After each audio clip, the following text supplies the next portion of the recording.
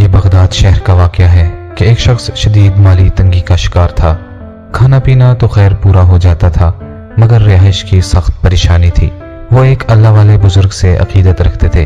حالات سے تنگ ہو کر ان کی خدمت میں حاضر ہوئے اور عرض کیا کہ حضرت، بہت تکلیف ہے، بہت پریشانی ہے۔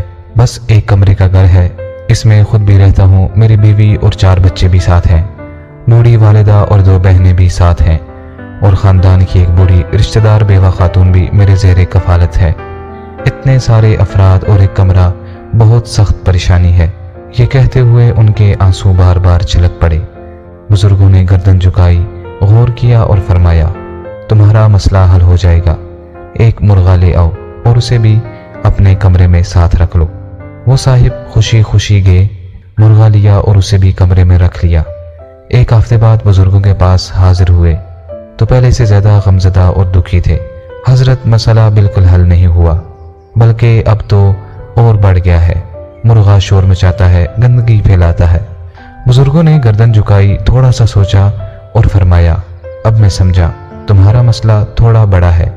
تم ایک بکرا لے آؤ اور اسے بھی ساتھ رکھو، اور ایک ہفتے بعد اطلاع دو۔ ہفتے بعد وہ صاحب آئے تو پریشانی سے کانپ رہے تھے۔ حضرت، مسئلہ اور گمبھیر ہو گیا ہے۔ بکرا پیشاب بھی کر دیتا ہے اور نیند بھی ٹھیک نہیں کرنے دیتا۔ بزرگوں نے غور کیا اور فرمایا، اچھا، اب سمجھا تمہارا مسئلہ کیا ہے۔ تم ایسا کرو کہ ایک گدھا لے آؤ اور اسے بھی ساتھ رکھو، اور ہفتے بعد اطلاع کرو۔ ایک ہفتے بعد وہ صاحب آئے تو لگتا تھا کہ غم اور پریشانی سے ابھی وفات پا جائیں گے۔ آنسو ان کی آنکھوں سے برس رہے تھے اور وہ ادموئے ہو چکے تھے۔ اے حضرت، اب تو زندگی سے تنگ ہو گیا ہوں، گدھے نے تو میرا جینا ہی حرام کر دیا ہے۔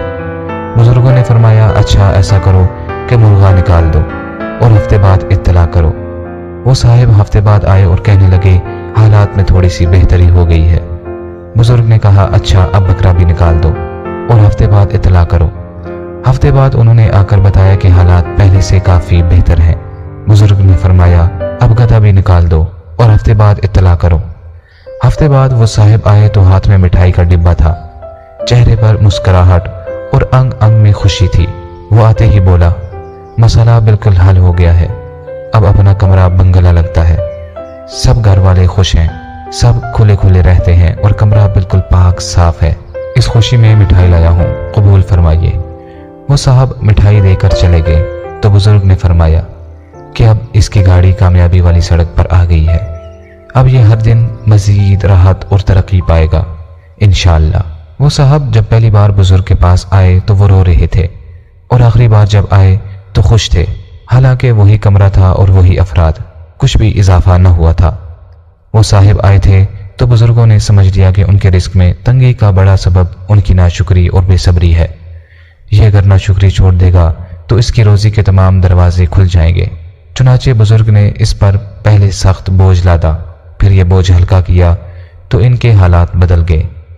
اپنی بیماری میں کرانے والا کوئی شخص ہسپتال کے ایمرجنسی وارڈ میں چلا جائے تو واپسی پر وہ شکریہ ادا کرتے ہوئے نکلتا ہے۔